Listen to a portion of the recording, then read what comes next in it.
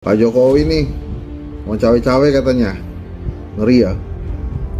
Penyelenggara negara mau cawe-cawe di Pilpres, pemilu. Wah, tapi ini kenapa sampai dia terbuka ngumumin ya kalau dia mau cawe-cawe? Padahal kan kalau nggak ngomong juga nggak apa-apa tuh, kita juga nggak tahu kan.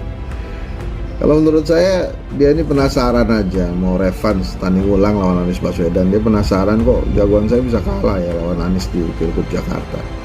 Mungkin dia menyadari kesalahannya tuh. Dia waktu itu kan malu-malu kan, nggak secara terbuka dukung Ahok. Nah sekarang ini dia kelihatannya mau terbuka dukung jagoannya nih. Mau cawe-cawe ya, kepuasan publik 70-80% kan dia nggak ingin lewatkan.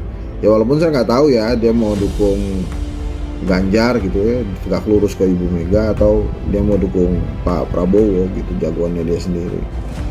Tapi Anies Baswedan ini harus hadir, harus jadi kontestan, harus jadi peserta, supaya mimpinya Pak Jokowi ini rasa penasarannya terobati. Ya gimana mau tanding ulang kalau Aniesnya nggak ada? Kan mesti ada Aniesnya. Makanya kita rakyat nih mesti dukung Nasdem, Demokrat, PKS lah, supaya Anies Baswedan jadi kontestan dulu di pemilu 2024. Lagian kan kita nih sebagai rakyat, untuk urusan bangsa dan negara, kemajuan Indonesia, juga mesti ikutan cawe-cawe. Jangan. Bukan cawe-cawe. Oh, itu diskusi aja kok cawe-cawe. Diskusi. Saya tadi kan sampaikan, saya ini juga pejabat politik. Bakal calon presiden yang diusung Koalisi Perubahan, Anies Baswedan, menyebut Koalisi Perubahan tetap solid dan fokus terhadap permasalahan dasar di Indonesia. Salah satunya membereskan soal kemiskinan. Awalnya, Anies Baswedan mengomentari pernyataan Presiden Jokowi soal penyelenggaraan pemilu 2024. Ia menyebut banyak kekhawatiran yang timbul oleh pernyataan tidak netral itu. Penyelenggaraan pemilu, ada kekhawatiran tentang caleg-caleg yang mungkin dapat perlakuan tidak fair, partai-partai yang dapat perlakuan tidak fair, calon-calon presiden yang dapat perlakuan tidak fair. Kemudian juga potensi terjadinya kecurangan. Yang semua itu dikhawatirkan muncul akibat adanya pernyataan bahwa tidak netral dan cawe-cawe. Anies juga mengatakan, pernyataan cawe-cawe Presiden Jokowi berpotensi menimbulkan kriminalitas dan penjagalan. Anies juga menyebut pernyataan itu dapat membuat penyelenggaraan pemilu 2024 tidak netral. Ada kekhawatiran tentang caleg-caleg yang mungkin dapat perlakuan tidak fair, partai-partai mendapatkan perlakuan tidak fair, calon-calon presiden mendapatkan perlakuan tidak fair, kemudian juga potensi terjadinya kecurangan, yang semua itu dikhawatirkan muncul akibat adanya pernyataan bahwa tidak netral dan cawe-cawe. Ketika institusi politik, institusi ekonomi itu bersifat ekstraktif, memeras, maka pelan-pelan negaranya akan turun. Tapi kalau institusi ekonomi, institusi politik sifatnya inklusif, memberikan kesempatan setara kepada semua, pelan-pelan negara akan bangkit, menjadi kuat, menjadi makin berkembang. Setiap partai punya hak yang sama untuk mencalonkan. Setiap caleg punya hak yang sama untuk berkampanye dan mendapatkan perlakuan yang sama. Begitu juga dengan setiap capres memiliki hak yang sama.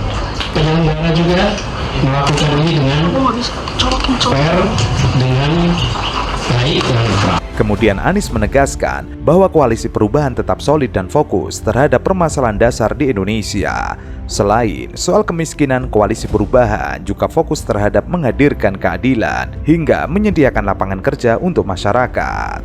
Anies berharap agar kekhawatiran terhadap pernyataan Presiden Jokowi soal cawe-cawe itu tidak benar-benar terjadi, sehingga kontestasi pemilu 2024 mendatang dapat berjalan dengan lancar sesuai dengan prinsip-prinsip demokrasi.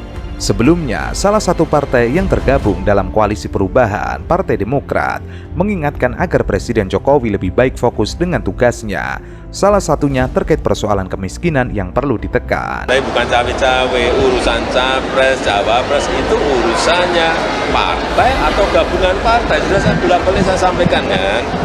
Tapi kalau mereka mengundang saya mengundang mereka boleh-boleh saja. Apa konstitusi yang dilanggar dari situ? Tidak. Jokowi diingatkan bukan malah justru ikut cawe-cawe terhadap penyelenggaraan pemilu 2024. Presiden cawe-cawe itu punya makna melakukan sesuatu di luar wewenang dan tanggung jawabnya. Mestinya Presiden menyampaikan akan fokus dengan tugas dan bertanggung jawab. Masyarakat memang sangat menginginkan Presiden fokus pada apa yang menjadi tugas dan tanggung jawabnya. Banyak pekerjaan rumah yang menanti Jokowi selaku kepala negara. Angka kemiskinan masih tinggi, pengangguran juga tinggi. Pendapatan per kapita juga tidak banyak peningkatan dibandingkan era SBY. Sudah begitu biaya hidup tinggi dan harga-harga pokok terus melonjak. Maka dari itu, masyarakat meminta Jokowi tetap fokus saja bekerja untuk rakyat di sisa masa kepemimpinannya. Harapannya agar bisa meningkatkan hal baik untuk penerusnya. Kalau Presiden Jokowi menyampaikan patuh cawe-cawe, wajar publik mencurigai pembiaran Jokowi terhadap tindakan begal yang diduga dilakukan Kepala Kantor Staf Kepresidenan Muldoko terhadap Partai Demokrat. Jangan salahkan jika publik menilai tidak heran Jokowi membiarkan Muldoko tetap menjadi KSP, padahal berupaya begal Demokrat demi Anies gagal berlayar ke Pilpres 2024. Sebelumnya, kalau misalnya Anies tidak dibatalkan, itu artinya Anies punya potensi untuk menangkap Johnny Plate lain nanti. Kira-kira begitu yang terbentuk di dalam pikiran publik. Saya terangkan itu untuk mewakili kecemasan publik terhadap calon-calon presiden yang tidak mau bikin radical break dengan kekuasaan sekarang. Katanya nomor 3. Ya kalau nomor 3 nggak usah dijegal lah, dia pasti kalah juga dalam pemilu, bener nggak? Harusnya dia kalau konsisten ya. Oke. Kalau konsisten itu, kalau memang percaya dengan hasil survei, ya nggak usah pakai jegal, cuma jegal. Tapi kalau menjegal kan berarti nggak percaya sama survei. Kira-kira gitu. Jadi saya sih lihat ini aneh gitu.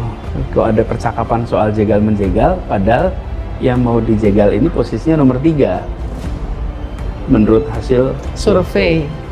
Jadi buat saya yang penting kita jalan terus, sampaikan apa yang menjadi misi kita, dan kepentingan kita adalah rakyat Indonesia merasakan keadilan, hidup yang lebih baik. Itu aja. Nanti sambil jalan saya percaya warga akan bisa menilai dengan objektif. Masyarakat kita cerdas, masyarakat kita bisa memilih dengan tenang, dengan matang. Di Jakarta waktu Pilkada DKI kita menemukan fenomena yang serupa. Seingat saya belum pernah ada satu survei pun yang mengatakan kami nomor 1. Nggak ada. Semua kami nomor 2 atau nomor 3, hampir semuanya bilang nomor 3. Bahkan ada yang melakukan survei seminggu sebelum Pilkada. Dan sebuah koran terkemuka sekali yang Litbangnya menyelenggarakan itu.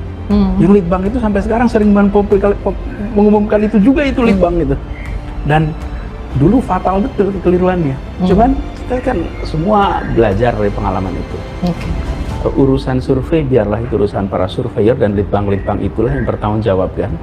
Tapi bagian kita adalah mempertanggungjawabkan amanatnya kepada rakyat. kubu lawan Anies Baswedan masih terus melakukan berbagai cara penjegalan.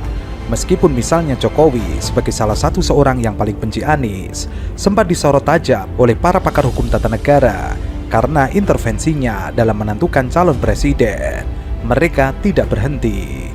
Disesalkan dan sangat memprihatinkan ada gelagat dan gejala praktek politik yang tidak positif atau negatif dan bahkan bersifat dekonstruktif merusak, yaitu politik penjegalan yang tidak siap bersaing dan bertanding secara fair dengan upaya mencoba mencari-cari kesalahan dari lawan politik dan menggunakan isu serta narasi yang sebenarnya negatif untuk mendiskreditkan lawan politik. Ini yang terjadi terakhir ini untuk tidak ya dalam rangka melanggengkan kekuasaannya, kemudian menempuh segala cara dan apalagi cara yang tidak halal, dan dengan menjegal ya, khususnya saya rasakan dan banyak dirasakan Anies Baswedan diupayakan untuk dijegal baik terhadap dirinya sendiri maupun terhadap partai-partai pengusungnya. Selalu dengan semangat pantang menyerah di dalam diri Jokowi, kata Ketua Tim Anies Sudirman Said bukannya berkurang melainkan semakin seru. Sudirman mengatakan, hingga saat ini ada menteri yang terus-menerus melobi partai politik koalisi Anies sambil mempropagandakan bahwa Anies tidak akan bisa menjadi presiden. Mereka betul-betul ketakutan kalau Anies masuk ke istana, dan semua pertanda yang ada menunjukkan mantan Gubernur DKI Jakarta itu tidak terbendung lagi. Di mana-mana rakyat pendukung Anies menyambut pemimpin perubahan ini dengan gegap gempita. Ini yang membuat para penguasa tidak bisa tidur. Ketika Anies mengadakan kegiatan, massa datang dalam jumlah puluhan ribu. Hal itu bukan hanya satu daerah, tapi saat Anies berkunjung ke berbagai daerah, mereka datang menjumpai Anies dengan biaya sendiri, transportasi sendiri, makan sendiri. Bahkan banyak pendukung yang berkemampuan membiayai orang lain. Pendukung Anies Baswedan datang tanpa ada pengerahan. Merekalah yang menawarkan diri ikut meramaikan sambutan untuk Anies. Tidak ada iming-iming kepada mereka, tidak ada bagi-bagi sembako. Para penguasa yang dilanda kepanikan ini menggunakan segala cara menggoda parpol agar meninggalkan Anies dengan imbalan yang sangat menggiurkan. Ada pula ancaman campur intimidasi, tetapi mereka tidak goyah. Ini fakta di daftar nama. Jadi kalau bicara otak kita bisa. Ya sudah, saya kasih faktanya. Oke, silakan Bang Des. Hasil penelitian BPK bahwa tanah Cengkareng merugikan negara. Itu hasil penelitian BPK. Oke. Hasil penelitian BPK terhadap Formula E layak dilaksanakan. Yang ini dikatakan tidak ada mens rea oleh KPK. Yang ini terus-menerus. Itu adalah jadi fakta tidak terbantahkan. Oke. Lalu mengatakan bahwa tidak ada upaya penjagalan terhadap Anies. Nonsen. Kalau tidak ada upaya penjagalan, tidak terjadi permasalahan di dalam internal KPK sendiri yang menolak kasus itu dijadikan ke penyidikan sampai akhirnya dikembalikan. Jadi itu dasarnya Mas Anies kemudian berpidato bahwa jangan saya tidak mengatakan itu ya, jangan diambil kesimpulan seperti itu, tapi adalah fakta yang kita lihat. Namun, rakyat pendukung Anies perlu terus mengikuti perkembangan pencegalan itu. Perlu waspada, para relawan harus selalu mendapatkan update tentang langkah-langkah pencegalan. Mengapa para pendukung relawan dan simpatisan perlu tahu perkembangan tentang pencegalan? Supaya semuanya selalu siap siaga kalau para koruptor jahat itu menggunakan cara-cara yang kotor. Sebab kalau mereka main kotor, tentu perlu dibersihkan.